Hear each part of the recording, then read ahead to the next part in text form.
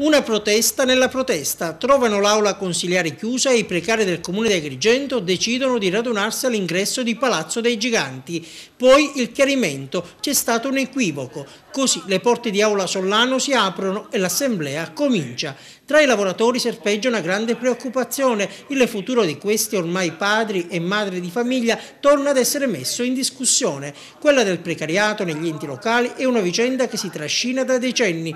Due ora i nodi che inesorabilmente ingombono. Partiamo da quello di Palermo. La regione è ancora senza legge finanziaria e così il 30 aprile potrebbe per i precari scattare l'ora X. La Regione Sicilia in questo momento non ha esercizio finanziario, per cui abbiamo una copertura finanziaria che ci consente di lavorare fino ad aprile.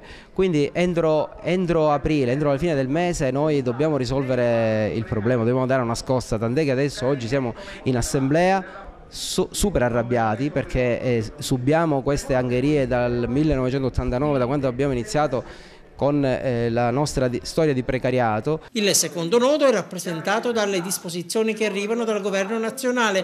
Gli enti locali che negli anni hanno incamerato il contributo senza avere dato seguito alla stabilizzazione sono ora costretti a ridurre la spesa del precariato del 50%.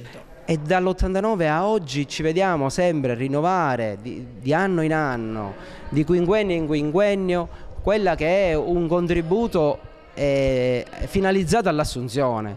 L'amministrazione che oggi mi viene a dire caro lavoratore precario, ti devo ridurre lo stipendio del 50% perché me lo impone una legge di finanza pubblica, ma io dico, ma dov'è l'assunzione? Noi siamo sul piede di guerra come sindacati, come CSA, ma come sindacati tutti, perché è chiaro che noi non possiamo concepire certi atteggiamenti che vedono dal 1988 persone che nel frattempo hanno messo su famiglia, hanno preso degli impegni ben definiti, oggi trattate a mo' di burattine e spostate qua con leggi e decreti che non fanno assolutamente chiarezza sul problema.